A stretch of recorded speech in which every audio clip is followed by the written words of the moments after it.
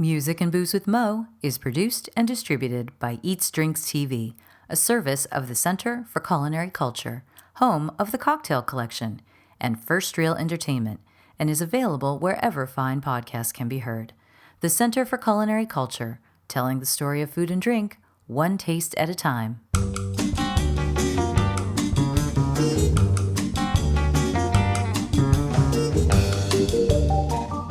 Welcome to Music and Booze with Mo. I'm Mo Herms, and I've worked in the music industry most of my life, so have met some pretty amazing musicians over the years. I also love a good cocktail, and I've encountered some really interesting bartenders as well. It seems that there's a lot of crossover, so when I can, I like to talk to musicians and bartenders about music and booze. Join us at the bar, won't you?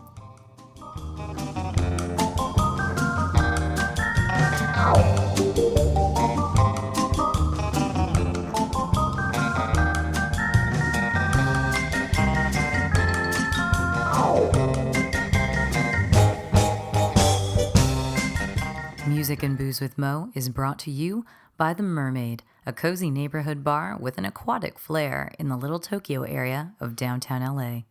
Open 7 days a week, featuring tropical cocktails and snacks, The Mermaid also has a daily happy hour from 5 to 8 p.m.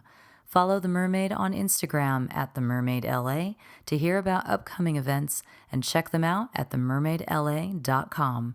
Head to 428 East 2nd Street, Los Angeles, for a drink.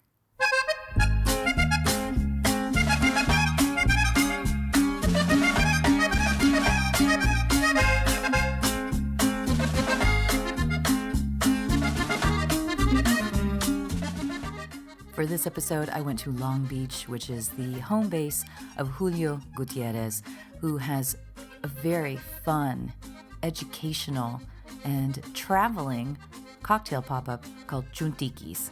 So you should look it up on Instagram, Chuntikis.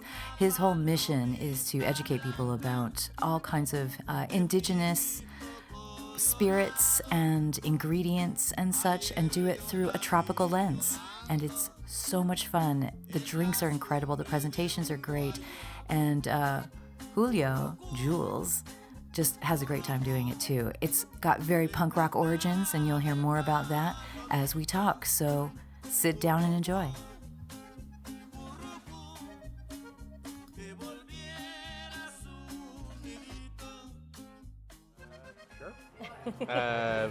My name is Julio Gutiérrez.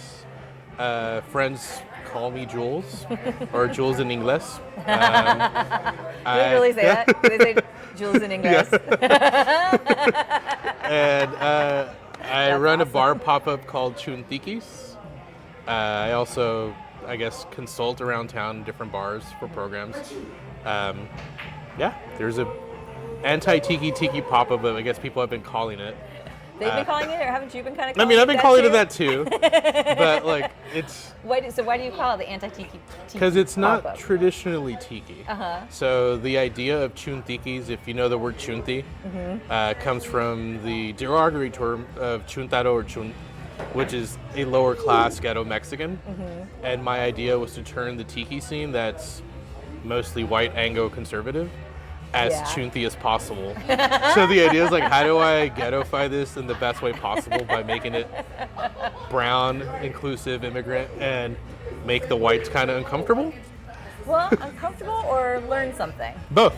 Okay. It's literally been both. I was gonna say, have you encountered uncomfortableness with it? I have. I was gonna say. I have, but some people in the tiki crowd have very strict ideas of what it's supposed to be. The pushback has been not as bad as the receivement of it, or I guess the way it's been received. Yeah. There has been some pushback, which is fine, but I knew I was gonna kind of receive that anyway. Well, you were kind of goading it a little bit, right? Yeah. So what kind of pushback?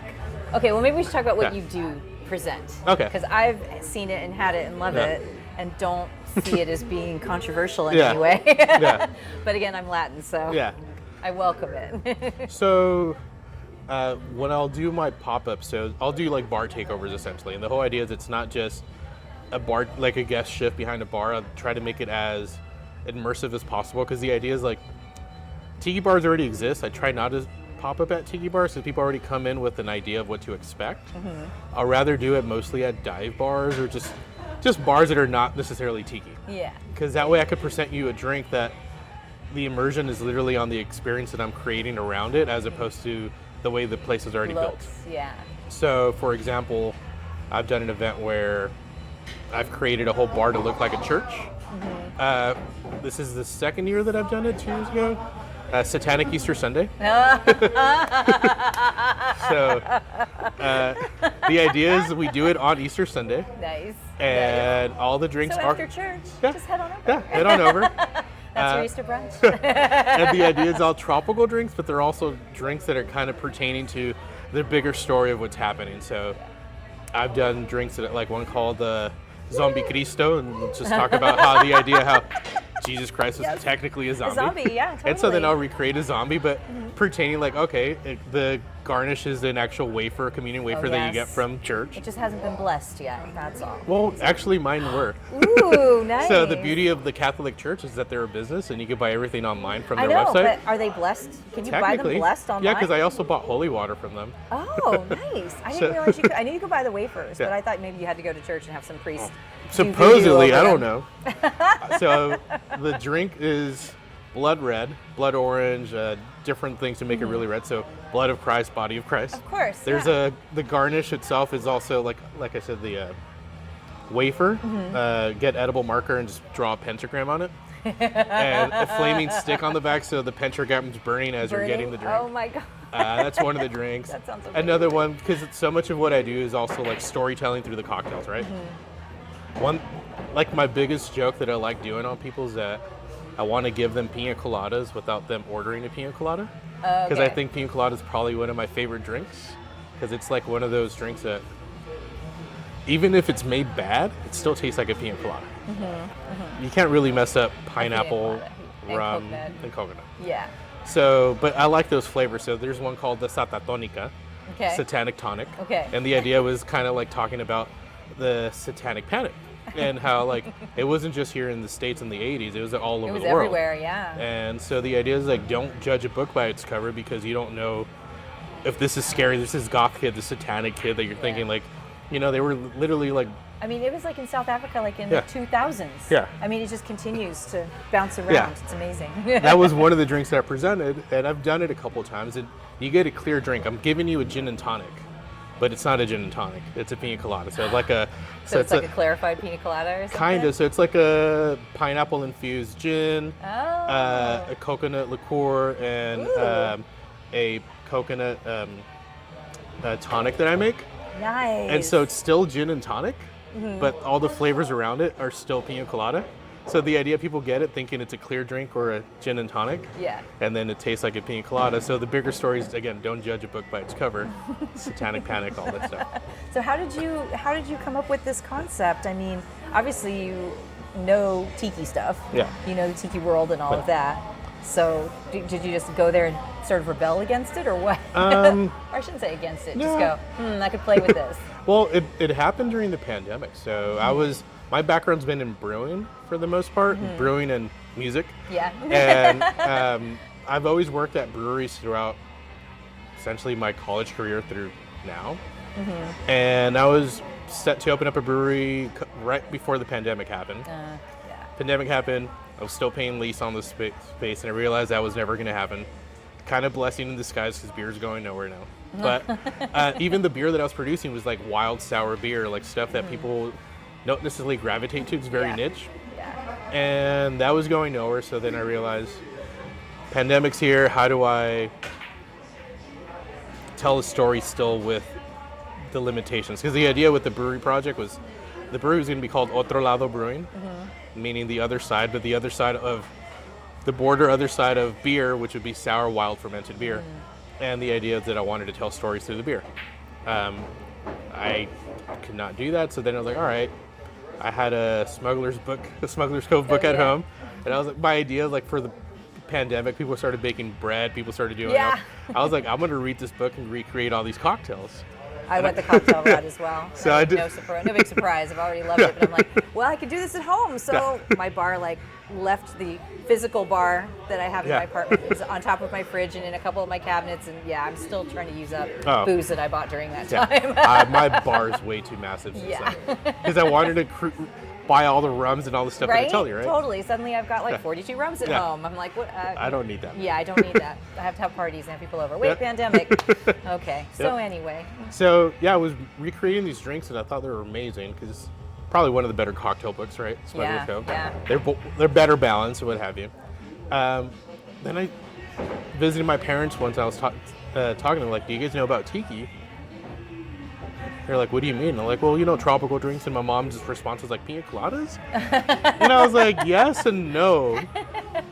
Then I realized that whole scene literally has overlooked one of the biggest drinking communities out there, which is Hispanics. Yeah, for sure. And my mom, who's been in the country since the 70s, she probably would have been part of the second wave of tiki when that was happening. Yeah. If again, this was things that were happening, right? Because if they were open to go to these places. And I realized, all right, there's this whole scene of Hispanic people that don't know about tropical drinks other than reference to pina colada, which was made by a Hispanic person in Puerto Rico. And then I just got this weird idea. What if I make tiki drinks that are more geared towards Hispanic people? And the idea was not just necessarily me, but my tias, my mom, people that would get it. And when you say Hispanic, see, because my family's South American, so I'm like, do you mean Central? Do you mean South? I mean in general, all because people tend to separate all that stuff out. 100%. And I've always said a lot of people think, it's because you're doing Mexican tiki. And I was like, yes and no. I think as being Californian kids, we're very South American. We have El Salvador. Yeah. I mean, we love pupusas. Yeah. And we love tacos. Yeah. People know cumbia, which when I was a kid, cumbia was only Colombian. Yeah. But no, that's everywhere now. Yeah. So I think there is that opportunity. Yeah. I started maybe with that angle of it being Mexican, and I realized so much Start with what you know. Yeah, but so much of our culture is not just that. It's literally just an immigrant culture. And because we're such a big melting pot, it wanted to incorporate all these things, because a lot of these things are just immigrant stories. And how do I then turn this story about something into a cocktail and educate people? So it started working in my head, how do I do this? And I started with a drink called Currucu, which is based off a norteño from Los Cadetes de Linares. Okay. If you listen to that song, it's a love song about two pigeons that are in love and one pigeon leaves the nest. Open interpretation, the way I interpret it, this is probably not necessarily a love story, but this is the way I saw it, a migrant story of your mom having to leave, or the one partner having to leave the coop to go look for a better opportunity. Yeah. And Send money home. Yeah, and so one partner's left behind still crying because this is a really sad story, and it's not just pertaining to just Mexicans. It could be in Central America. It could be anybody. Yeah. And so, okay, what do I like? I like pina colada. So let me turn this into something that people might get. So I literally recreated a paloma pina colada, because obviously currucu, a dove, una paloma. Yeah. So but let me make it creamy. So I recreated this drink, this whole idea of someone that left the coop, right? And it was well received. I was like, all right, maybe there's more to this. So the idea was mostly starting with that tiki trope of tropical drinks, rebuilding some of those specs. And it's gotten bigger than that, where now I realize so much of the cocktails that I'm doing are not necessarily within that tiki realm, but I'm still using a lot of the blueprints of how I learn off of Smuggler's Cove how to build, cocktails, because of, acid balance, sweetness, strong, what have you. It's gotten big enough that I've gone from doing a very simple drink like that to one talking about how Magellan got his head cut by the Filipinos. Yes, that's a good which story. is great, because you go to tiki bars and you could get a lapu-lapu drink, but people don't know that Chief Lapu-Lapu is a guy that literally killed Magellan. The horrible thing about the drink is that it's all Jamaican rums and no Filipino flavors. So I wanted to recreate that, making it to honor Filipinos. Nice. So I used nothing but Filipino product, from Filipino rum to, mango is one of the main things, because that's their national fruit. how do I tell their story and rebuild this drink that everyone knows, but make it right? Do it properly. Yeah. So that's kind of how it's gone, and it's just evolved into doing drinks for Stain, I guess. Awesome. That's amazing. I mean, I had a friend who was one of the partners of Jeepney when that place opened in New York, which was a Filipino restaurant. Yeah. It was a bar and restaurant, but it was only Filipino food. And the guy who was running the bar, Filipino guy, he's like, oh, I'm going to highlight. And this is like in 2014, I think, when they opened. And they closed a few years ago, but he was very excited to get to highlight those Filipino drinks and talk about the four boys who were instrumental in that, but actually show here's what they did and do the same thing. He's going to kind of Filipinoize, get it a little more Pinoy. I always say we were all colonized by mostly the same people. If it wasn't by the Spanish, it was by the English, so that's what connects us. A lot of the Latin American cultures, because we were colonized by the same people. Yeah, good point. So that's a really good point. Me growing up, my best friend was Filipino. I had no idea he was Filipino. I thought he was Mexican. Yeah, right?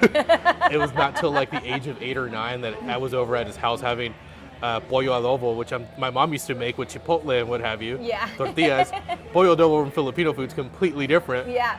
And I was like, wait, where are the tortillas? Why are we getting garlic rice? I realized, like, oh, you're Filipino? He's like, well, you're not Filipino? Mind you, his name was Ernesto. Like, he had a... No, totally. I would get so confused by that, too. I had so many Filipinos that I assumed were Latin. Yeah. Just like, So now I think I have figured out how to call it out, Yeah. But not always. We have the same Hispanic first names and or last names for the most part. Totally. I had a roommate who's Marabuluran. Filipino. And I did not, when I moved in, I'm like, she's seen her name is Latin. Maybe Filipino. Okay, there we go. Great food, though. But at the same time, some of the food that she would come home with, because her parents lived nearby, she'd come home with some food, and she's like, oh, you don't want to know what this is. I'm like, there must be blood in that sauce then, if you don't want to tell me that. And she's like, yeah. And I'm all, is that blood and vinegar? And she's like, yeah. I'm all, I know that. We do that, too. South Americans also do that. So the project essentially has developed to be just a big melting pot of all migrant communities, I think. Like it's. So how did you get started as a pop-up kind of thing? What got you in?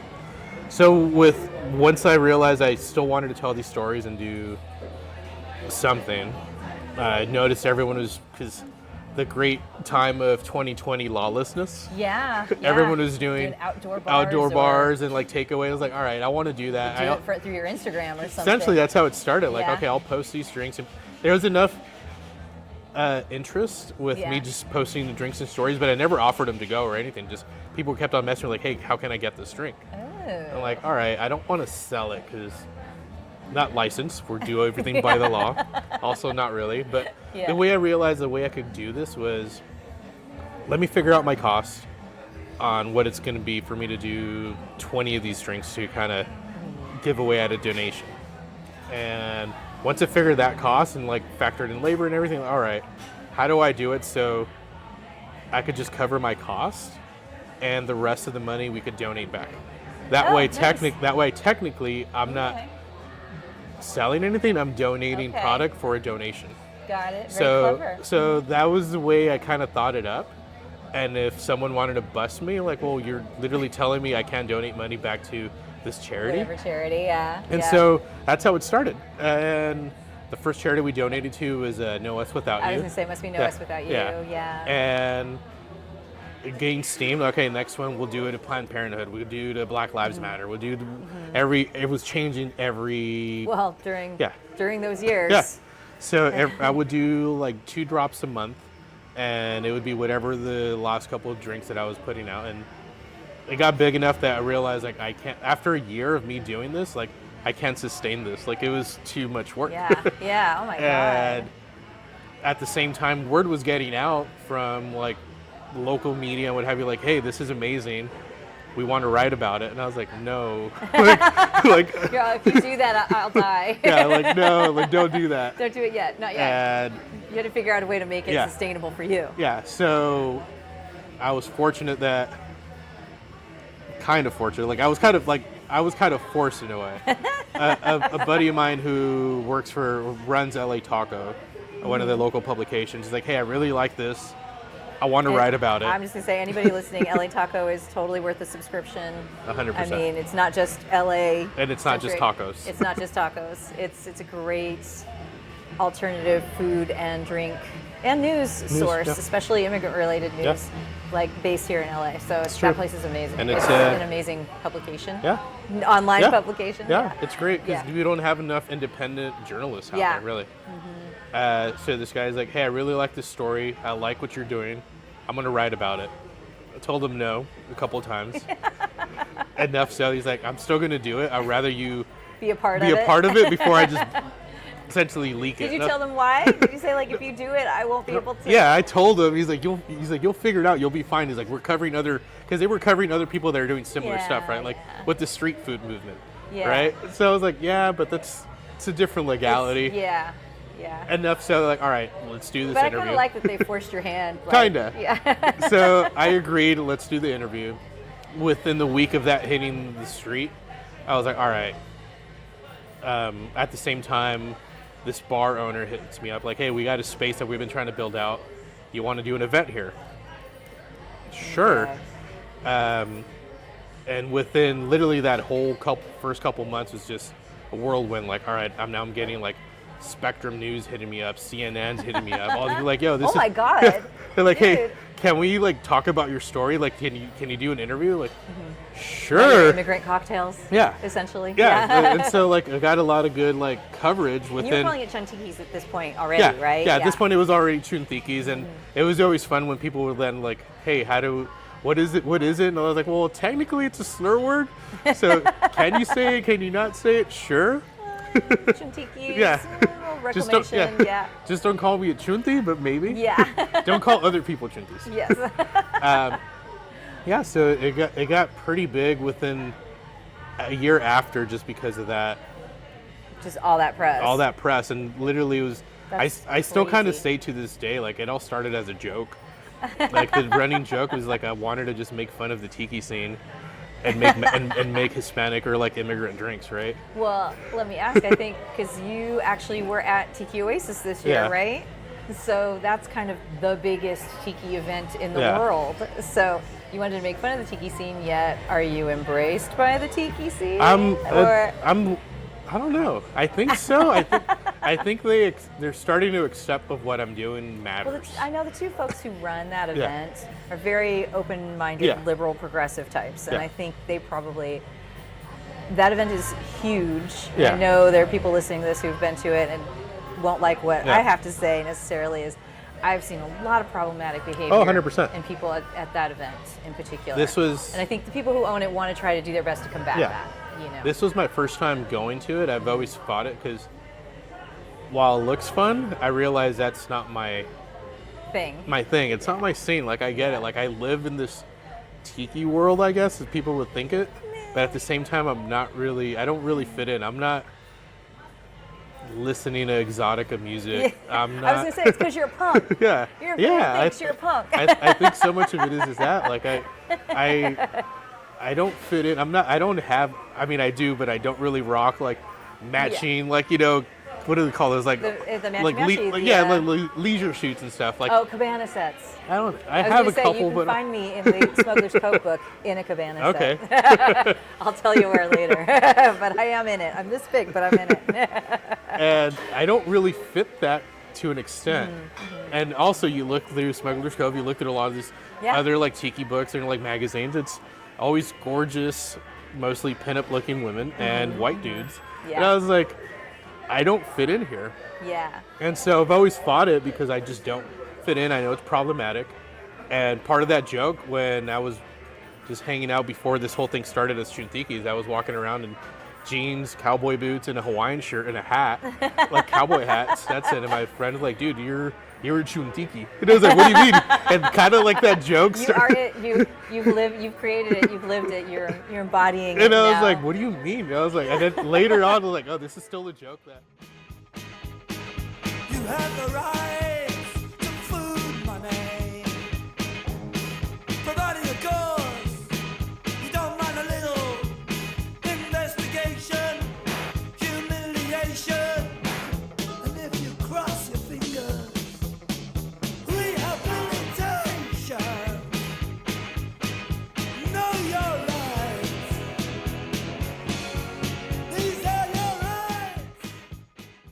on 5 years now, I'm still laughing that like what started as a joke, it's no longer a joke, but it's still funny because I was able to do a seminar this past year at Tiki Oasis, not on rum, not on tiki. It was all on what I was telling them. It's all spirits from the desert and indigenous people. And so there was pushback because they wanted me to keep it very, I don't want to say conservative, but very palatable for the tiki crowd. Okay. And while I agreed to it, I was like, I'm still going to talk about why this is important for indigenous people. Yeah. Because a lot of these spirits that we're consuming, we overconsume them. Yeah. People that are indigenous were consuming them for spiritual reasons. So the three spirits that we talked about in cocktails I presented were based on aguardiente or charanda, which technically is Mexican rum, I guess. But aguardiente all over Colombia. Yeah. That's pretty much all we drink. Yeah, but you guys add anise to it, which is slightly. Yeah. And so while it's not in a desert, it grows in a very dry, arid area of Michoacan. And so all right, if we're doing the Michoacan, let's talk about the purépechas. And this is what they would, consume for their celebrations, the type of celebrations or veladas that we're doing. And here's a cocktail that goes with it. So after I would educate people on why this spirit matters to this indigenous group, here's a cool cocktail. And the cocktail was literally, I was giving everyone a snow cone daiquiri of nopal. It was a nopal snow cone daiquiri. So people were walking in with a green gloopy snow cone, like, wait, you're giving me cactus paddle? And they're like, yes, it's a cocktail. It's a traditional daiquiri specs, but all cactus. Yeah. Because again, the cactus was growing in this area. Yeah. Second spirit was bacanora. So bacanora is like, a mezcal essentially of northern Mexico from Sonora. And there is no jungle in the desert. Yeah. There's desert. How do I make this tropical for you? Well, if there's an awesome drink called the jungle bird, why can't I make a desert bird? What's a bird? Nice. What's a bird from the desert? Un correcaminos, a roadrunner. So what do roadrunners eat? They eat prickly pear. I was gonna say prickly pear. So I built a whole jungle bird around prickly pear, or the story of the roadrunner, and using bacanora. Ooh, yum! I haven't had that. I'm gonna have to have that. And so then I talked about the indigenous people, the Pimas, Papagos, Yaquis. Both my parents are from Sonora, so I'm very much close descendants to like some of those indigenous tribes from that area. So here's this story. This is why it was important for them. And here's this cocktail, right? And third one was sotol. Not a lot of people are familiar with sotol. It's another... And it's not an agave, so you get to tell them that. Yeah. It's technically a desert onion or spoon. But the Raramuris are the ones that would consume this. The Raramuris tribe are from Chihuahua. They're famously known for the indigenous women that run long distances. Oh, I didn't know that. So they just did a big I knew run. It was Chihuahua, but I didn't realize they were the distance runners. Yeah, they were the ones that just did it a year ago from Santa Monica way to Vegas. And they're long distance runners, and they celebrate a lot of the stuff with sotol. They're also long distance runners that run in chanclas, so flip flops essentially. Nice. Anyways, oh my God. So research them. With no arch support, how? One of the best things that I've seen was some ladies interviewing them and is gifting one of the runners a pair of Nikes. Here, this like I want you to I'm gifting you this. And the lady's looking at the Nikes. She's like, oh, thank you. I don't want them. She's like, what do you mean you don't want them? These are like proper like running shoes. She's like, and the response was amazing. She's like, everyone that's behind me wears those shoes.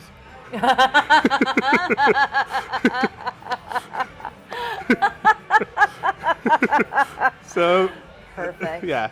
Perfect. So yeah, then I did research on that indigenous tribe, their whole thing, and presented a drink that essentially was a sotol swizzle, using again like a swizzle technique. Classic tiki.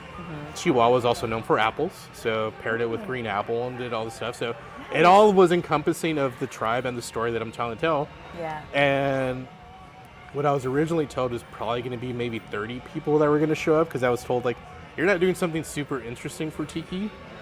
For tiki, yeah. So don't expect a lot of people. And also, if you've never been to Tiki Oasis, your ticket doesn't necessarily include a lot of the seminars. You have to buy. So mine was when you had to buy. The day of, when I showed up for prep, like, yo, I think we're like close to 100, so we need to up all your prep. Oh shit. So from what I wow. heard, it was the most attended one for cocktails that did not fit their traditional tiki. Oh no, I've realm. definitely heard about it after the fact Yeah. because I used to go a bunch. I haven't. It's very expensive to go. Yeah.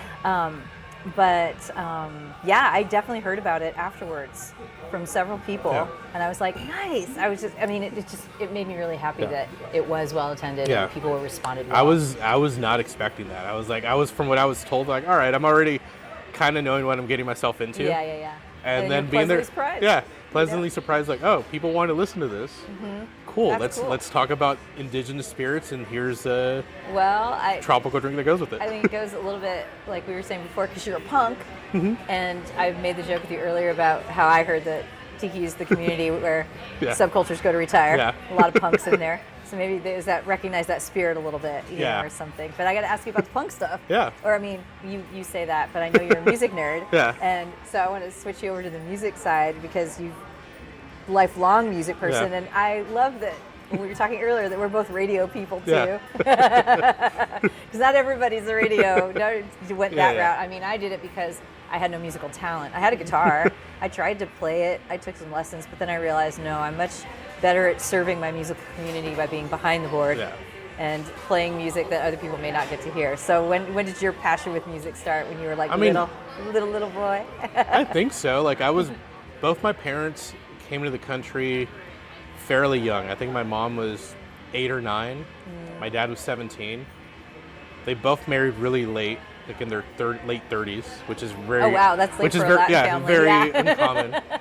And I was raised listening to a mix of, from my dad's side, like norteños and CCR for some reason. That makes sense. And my mom was Julio Iglesias and the Beatles. Oh yeah, that makes sense too. So that was like the stuff that I was like raised listening to. And My mom was like cumbias, and I didn't know who was performing them because all the records that she had just had pictures of like hot women in bikinis on the front because that was how they sold everything. And it was like, oh, it's Lisandro Meza. There you go. You know, there's something on the back. It was like cumbias and cumbias, musicals, and outlaw country. there you go. And then my dad was into folk. And to me, I was kind of like, oh, once I understood Spanish more, I'm like, the outlaw country makes a lot of sense. Oh, yeah. My family's Colombian. Of course, they're going to listen to that. Outlaw country. Drinking and drugging I mean, stuff. outlaw country is literally norteño music. Yeah, Like- I know. It's all related. Yeah. And it's punk, too. Yeah. So, yeah. So, anyway, you're saying. You Yeah, listen so, to your I mean, CCR and Norteña. So. That was what I was essentially raised on, and then, like any other Hispanic kid, that I'm not unique to this. You were probably woken up every weekend with someone. Your mom probably like Having a party. with Fabuloso and her mop, Yep. and listening to like Los Bukis or whatever Yeah. cumbias. And mind you, I grew up despising all of that because I was like not into that. Yeah. I remember then once I got into high school and I got everyone that gets into the rebellious stage, like everyone listens to different stuff. I discovered punk rock music and it was like the best thing ever. It also helps that you're here in Southern California, where we've always had such a vibrant 100%. punk scene, you know? Yeah, because when I was in middle school, I got really into grunge. This was late 90s. late 90s. So like me getting into grunge music, like, yo, there's this band called Pearl Jam and they're doing all this stuff. Then I discovered other like heavier bands like the Melvins, and like, oh, this is amazing. And I loved all that. And then someone turned me on to, what was it? I think it was a song from The Clash or something. And I'm like, yo, this is really cool. Like, it's more You like, started going backwards. yeah, I started going backwards. Like, this is more aggressive. It's catchy, and there's like more of a But they had like the political message. Yeah, and so I really got They weren't into that. necessarily- I mean, they were hitting you over the head, but they weren't hitting you Yeah. over the head at the same time. I mean, Know Your Rights is Yeah, pretty. it's pretty over the head. But I mean, I don't know. It never felt, to me anyway, The Clash never felt like they were trying to force it down my Yeah. throat necessarily. Yeah, It's just, maybe because I was a kid, it just felt right. 100%. That was the thing. It was like, people in the 60s listening to folk music. Yeah, yeah. I don't think they realized how riotous that could have been. Yeah. So yeah, I got into it because of that. Started listening to a bunch of stuff. Started going back. Realized like one of my favorite eras of punk rock ever was literally the '77 era, because that's just where everything blew up and everything that matters happened in that area. So I really got into it. Then I obviously got into a lot of the underground punk that was happening in the early 2000s, late 90s. Yeah. Specifically growing up here in LA, everyone's throwing backyard parties or backyard shows, like flyer shows, and I was going to a lot of these. And well, there weren't also down here. I can't think here in Orange County and then in San Diego where I was growing up. There weren't they were always playing at 21 clubs. Yeah. Or they'd have to play like in somebody's backyard or like at the YMCA or something, Yeah. some weird place, like some gym or something. That was literally like my high school life, going to different backyards from Wilmington to Compton to East LA, Boyle Heights, Southgate. Like it was just, we found out that Friday night, this is a alley that we got to enter through, $5 at the door. And hopefully we would find a guy up the street that would buy us some Mad Dogs or a 40, and we would sneak those in and go watch our friends like shitty band play some punk rock music. Yeah, or just like Mickey's Big Mouth and Keystone. Yeah. They were trying to have one of those. So that was like literally like all my high school things, seeing all these like punk rock bands that were not necessarily great, but they were good because they gave us an outlet, right? Yeah. So you thought you were going to try to make music like your career too, though? 100%. Like I started playing, I essentially had enough to be a one-man band. I taught myself how to play guitar. Once I got bored, I bought myself a bass, learned to play bass okay, and then I got myself a drum set. Oh my god! And then I realized Your parents must have loved that. Oh yeah, they hated it. That's when I was able to move to the back house. And I didn't have enough people that wanted to play what I wanted to play, which was weirdly enough like indie garage punk, which I kind of always gravitate towards too. Like I like more of that style, but everyone is doing more of the screamy, aggressive, like hardcore punk, like in that era. Like, and so started playing with different people, and then when my friends, we were in different bands, like, hey, we need a backup today, or like our guy like didn't show up, can you play backup guitar? But like, sure, dude. Like I would always be the fill-in person because I already knew all their stuff. It wasn't complicated. Beauty about punk rock music, it's 3 chords and just be mad as shit. And so I was always the fill-in guy. Enough so they're like, all right, like this is cool. Maybe I could do something with this. Not knowing I was not, well, kinda not. I've used a lot of those skills now in what I do, which is so interesting. Without that is, I mean, that happens a lot though. You know, just kind of figuring out how to work with a team. Yeah. Sometimes is how you work with a band, and improvisation. Yeah. Also. 100%. Like all indie bands, all punk rock bands, any band that starts off, you don't really have a manager. Maybe you don't have any support. But how do you go on tour? You literally start like calling out other friends that might know friends in other different towns, and like you figure it out. Like, all right, we're gonna couch surf and make a whole West Coast tour, what have you, right? It's the very common thing that happens with a lot of bands. Like, you totally. Know? And so I literally just did that a couple months ago throughout Mexico. I really like, how do I do this? You took Chuntikis through Mexico. Yeah. How many places did you hit on that tour? I ended up doing 10 dates, 7 cities. Oh, wow. That's so cool. All in the span of a month.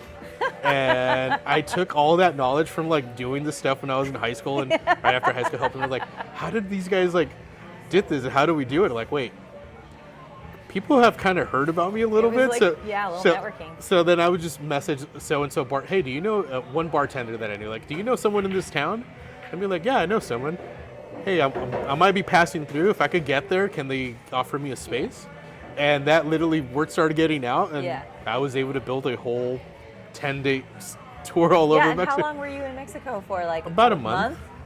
I started in Mexicali. So cool. Right before Halloween, and then from there flew to Cozumel for Halloween, and Dia de los Muertos, Oaxaca for Dia de los Muertos. Did you do the creepy tiki thing? Yeah. Ah, nice. I did 2 presentations there. Did one on Halloween proper, one the day after for Dia de los Muertos. Yeah. Flew over to Oaxaca to do Dia de los Muertos.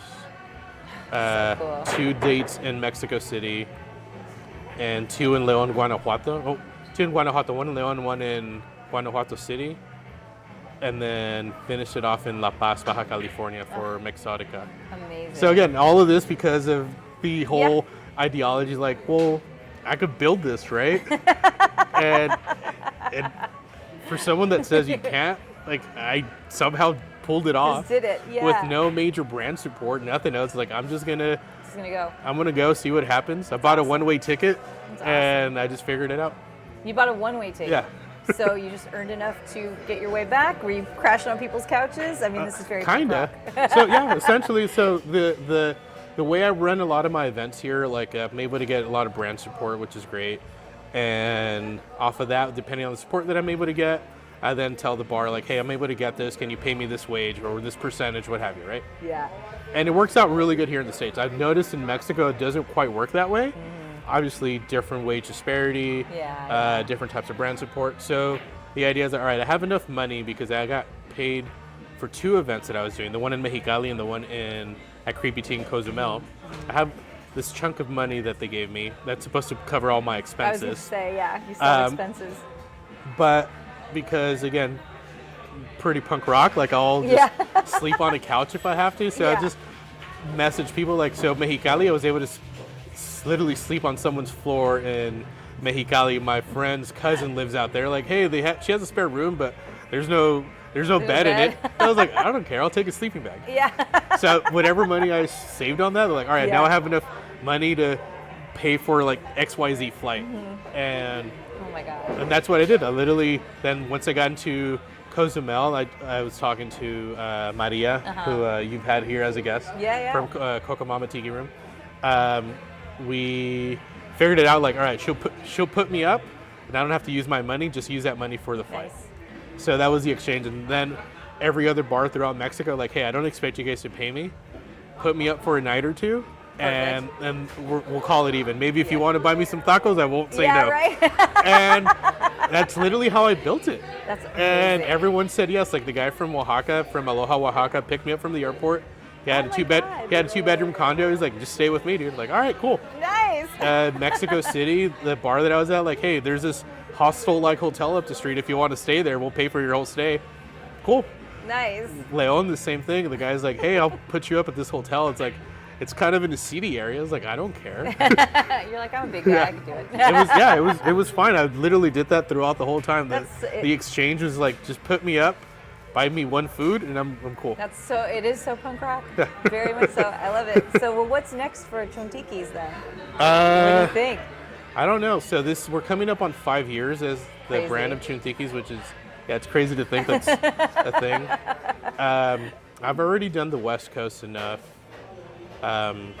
Like just traveling from the Bay Area to Tijuana, Vegas. I'm hoping to do. I'm trying to. East Coast. Well, I want to do East Coast, but I possibly have the opportunity to take it overseas. Ooh. So I'm in the works of possibly taking it a couple of Euro dates. That would be amazing. Maybe end of summer, fall. We'll see. Spain and Italy actually. Yeah. Spain has. I think in Barcelona, they have some tiki stuff going on there. Yeah. I think. Yeah, that would be fun. We'll see. Like, I'm Long Beach based, so I'll usually do at least one event every other month in Long Beach. But I've realized so much of what I do has gone bigger than just my local Long Beach or LA scene that I had no idea people were going to show up when I did mine in Tijuana. Nobody knows me, and people showed up. Like, oh, this is wild. That's amazing. I think it's really something to be proud of because you've taken something very specific. You're like, I'm going to educate people on indigenous cultures through drinks and through tropical drinks too, because who doesn't like a good tropical drink? So and obviously it's resonating with people. Which is really impressive. Like I'm hoping to do more talking gigs. Like that's really, I've realized that's kind of where my stride has hit. Like doing presentations where I'm able to talk about something. Maybe might be doing Mexicali Chinese New Year Mexicali at the end of this month, end of January, because it's Chinese New Year. Not a lot of people know, but Mexicali was built by the Chinese. And a couple months ago when I started my tour there, I did a presentation on how that happened, and I presented a cocktail based on possibly a Mexicali invention that everyone here loves in America, which is orange chicken. So I made them an orange chicken daiquiri. Made my own pechuga mezcal with orange chicken. Yum. Oh, that's awesome. So I'm very intrigued. So like lot of locals are coming out like, yo, this is amazing. No one's doing this. So Awesome. the idea Very is awesome. the idea is like if I could do more talking engagements where I could engage people and talk about like deeper stories, like why not? Like I love the idea that your cocktail is more than just a beverage. It should be a vehicle for something. I love that too. I mean, it keeps. I was just saying, they're little creations. They are stories. Yeah. They are concoctions. There's a reason behind Yeah. good drinks. So, well, if people want to find you, Yeah. you know, if anyone happens to be listening to this who wants to like maybe get you to do a little speaking, what's the best way for people to find you? Instagram. Just look up Chuntikis, just like it sounds. CHUNTIKIS. Yeah. If you don't have Instagram, like my mom told me, she's like, well, ¿cómo te encuentro? And I was like, no sé. She's like, and I was like, I don't know. And then she calls me the next day. She's like, te googleé. Which is, I don't know what that is. I just Googled you. Googled you. Oh. So if you just Google Chuntikis, you might get hit with like 4 different pages of like different stuff about you. stuff about me, which is very, very humbly, very fortunate That's so that I've gone like. That's when she found out that I did a. Like Somewhat not embarrassing, but kind of interesting. I did a lingerie spread for for Savage Fenty. So you did? yeah. Oh my God! All the side hustles. Well, no, through Chuntikis. That's amazing. That's what I've said. Like the brand itself has grown bigger than just being a person behind a bar. Like I'm trying to work with other bartenders to kind of share their stories and do the thing. That's kind of where I'm trying to evolve this to. But like it's gotten bigger where like I'm not trying to be a star tender or like this thing, but I've evolved past that where like I did a shoot for Rihanna because of one person that went to my events that was working with one of her projects. Like, yo, this is an amazing story. Yeah. We're doing the whole thing for like Hispanic Heritage Month. Can we do a whole video series on you? And then if you're interested, we'll shoot some pictures. And then we'll throw you in some undies. And I was like, yeah, but this sounds weird. I mean, I thought it was like, I thought it was fake, but yeah. That's amazing. So like, bartenders are here, and I've somehow now just done the modeling shoot. Well, hopefully we can get you across the country, Europe and all that, but that's probably a good place to wrap this up. So leave people hanging and wanting more. Why they not? can find you. If they aren't in Southern California, they just have to invite you to their part of town. Yeah. So cool. And thank you so much for doing this. Of course. I really appreciate it. Of course.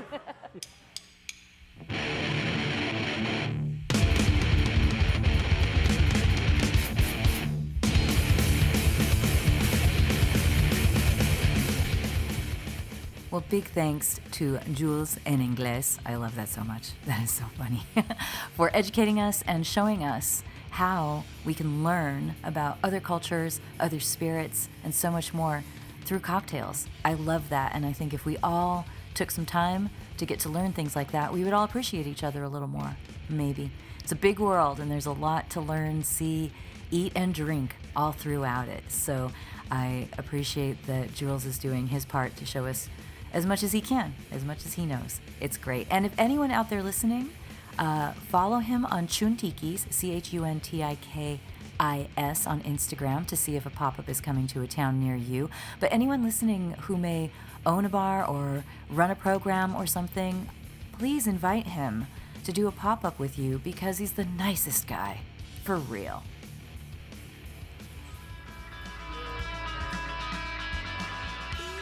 Thank you for tuning in to our barroom chats on Music and Booze with Mo. For more info about today's guest, or if you want to connect with me, check out my Facebook page, Mo Herms. Please subscribe to the podcast and feel free to tell all your friends about it. While you're there, give the show a rating and a review. It really helps to get the word out. If you want to hear the playlists our guests have curated, search She Be Mo on Spotify, SHEBMO. Find pictures of the interviewees and the cool stuff they create on the Music and Booze with Mo Instagram account. Lower your expectations and join us at the bar. Till next time, cheers.